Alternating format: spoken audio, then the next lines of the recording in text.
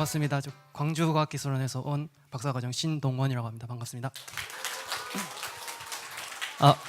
네, 광주에서 아까 버스 타고 한 2시간 걸려서 이렇게 오게 되었는데 대전도 참 좋은 도시고 제가 여러 가지 기술 행사 같은 걸 참여를 하는데 이렇게 오늘처럼 화목한 분위기의 행사는 처음인 것 같습니다. 오늘 이런 좋은 분위기에서 한번 좋은 강연 한번 시작해 보도록 하겠습니다. 먼저 잠깐만요. 제목은 이제 공간 인공지능의 첫걸음 설레는 슬램 토크인데 이전에 이 행사 자체가 이제 슬램 D라고 해서 제가 좀 호기심이 생겨서 찾아보니 Science, Language and Message in 대덕이라고 하더라고요.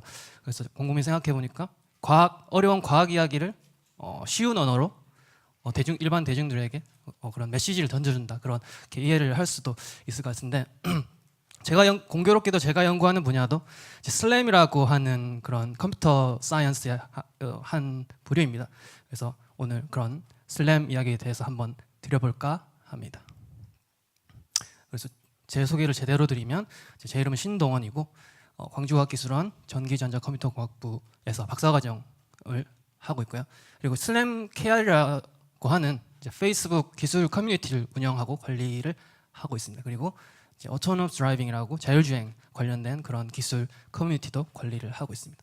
그래서 제가 연구하는 분야는 증강현실, 가상현실 또는 자율주행 로봇에 이르기까지 여러 가지에 활용될 수 있는 그런 슬램이라는 기술이고 주로 실내에서는 RGBD 컬러와 뎁스 카메라를 이용한 그런 슬램 또는 야외에서는 라이다 센서라는 그런 센서를 이용한 슬램 알고리즘을 연구하고 있습니다.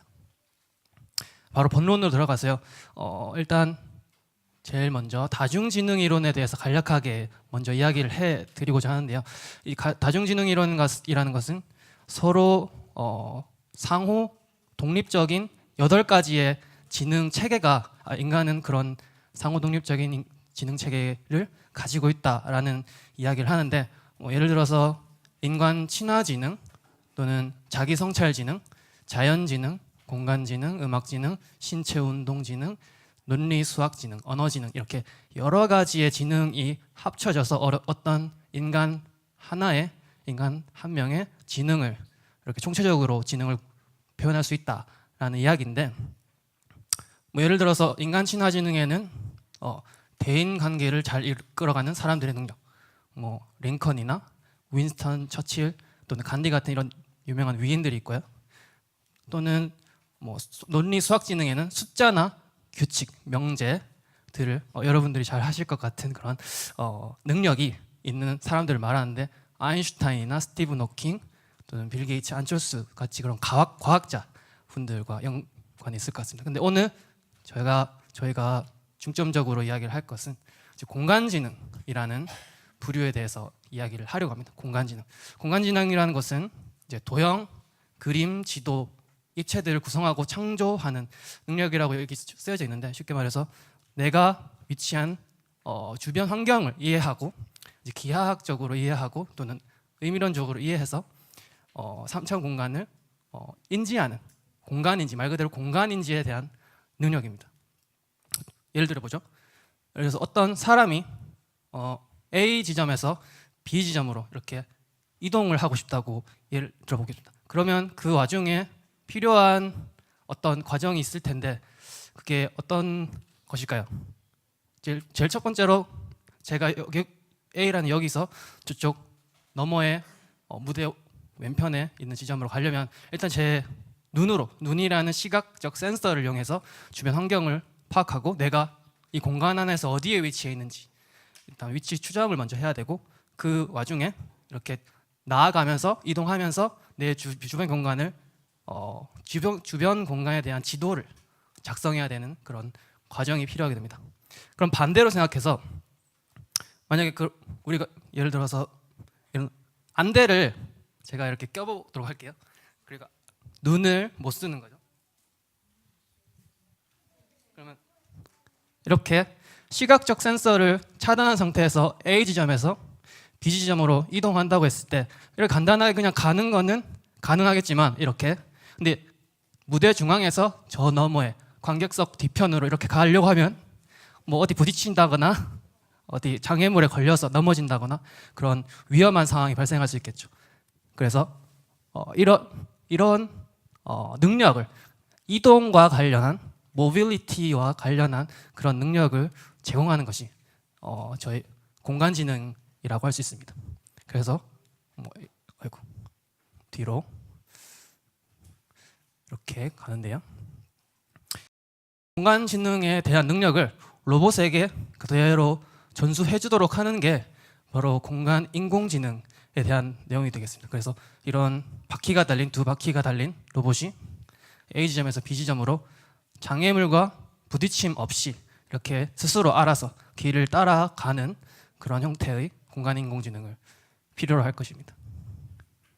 그래서 말씀드렸다시피 첫 번째로 중요한 것은 위치 추정. 내가 이 공간에서 어디에 위치해 있느냐를 파악하는 게 기본이 되겠고요. 그래서 로봇에 장착된 다양한 센서, 여기서는 카메라와 라이다 같은 다양한 센서들이 있겠죠. 그런 센서들을 이용해서 GPS라 함은 외부 위성에서 전파 들어오는 그런 데이터를 받아서 자기 위치를 추정하는 것인데, 그런 거 없이, 외부 장비 없이 그냥 나에게 장착된 센서를 이용해서 내 위치를 파악하는 그런 능력이 필요합니다. 그게 위치 추정이고요.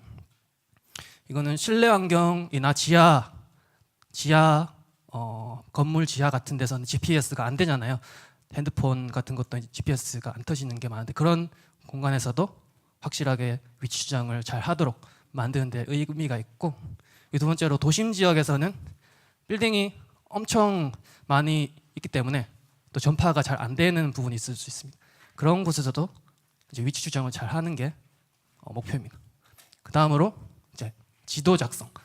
그 다음으로 필요한 부분이 지도 작성 매핑이라는 부분인데, 사전에 주변 지도가 만들어지지 않은 환경에서 경로 계획에 대한 정보를 제공한다라는 것으로 이런 사적인 영역이나 또는 재난 현장, 특히 재난 현장에서는 이미 지도를 만들어 놨다고 하더라도 어떤 지진이나 해일이 일어났을 때 그 만들어 놓은 맵이 사용할 수 없게 되겠죠.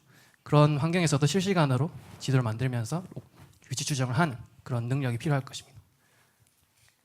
근데 이 위치 추정과 지도 작성은 닭과 달걀의 문제라고 이야기를 하기도 하는데, 두 개가 아주 긴밀하게 연관되어 있어서 동시에 풀어야 된다는 그런 문제가 됩니다.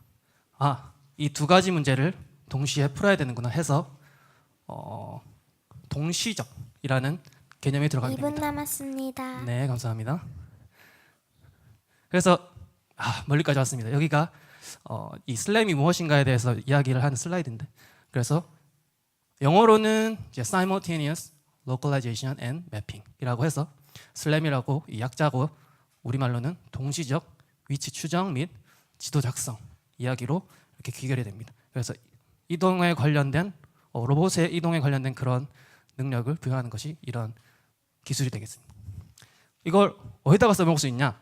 다양하게 써먹을 수 있는데, 일단 첫 번째로는 배달 로봇이 있을 수 있을 것 같고요. 동영상 혹시? 네, 이런 미국에서는 이런 어떤 대학교에서 배달 로봇이 이렇게 동작을 하는데, 커피나 아니면 빵, 생필품 같은 것을 기숙사 학생들에게 이렇게 자동으로 움직이면서 앱으로 주문하면 이렇게 장애물도 피하면서 그렇게 제공을 하고요. 이런 재밌는 예시도 있고, 또 다음으로는 자율주행차. 이게 배달 로봇이 사람이 탈 수 있을 만큼 더 커지면 자율주행차가 되겠죠.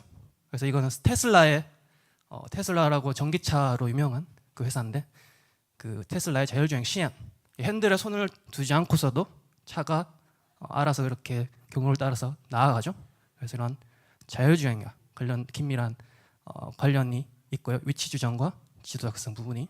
그리고 마지막으로 증강 가상현실에서는 여기서도 보통 헬멧, 그러니까 헤드 마운트 디스플레이라고 이제 헬멧 형태의 디스플레이를 써서 이런 가상의 객체를 파악하게 되는데, 여기서도 이 헬멧 또는 디스플레이의 위치를 3차 공간상에서 추정하는 게 필요하기 때문에 이런 증강 가상현실과도 긴밀한 연관이 있을 수 있을 것 같습니다.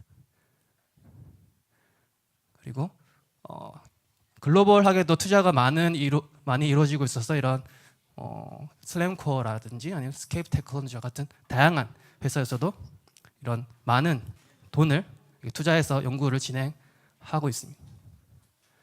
그래서 저도 이 또한 그 글로벌한 트렌드에 맞춰 나가고자 이런 슬램 KR이라는 커뮤니티를 운영하고 페이스북에서 운영을 하고 유튜브에 동영상 스터디하는 동영상을 올려서 이렇게 공유를 하고 있고요.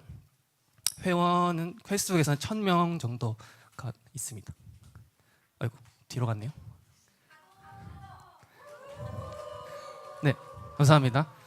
그래서 여러 가지 행사도 참여해서 세미나와 워크숍도 이 슬램이라는 기술을 일반 대중들에게 쉽게 전달하기 위해서 그런 노력을 하고 있습니다. 아, 네. 이렇게 빠르게 이렇게 달려왔는데 쉽게 전달되었을지 좀 지금까지 들어주셔서 감사합니다.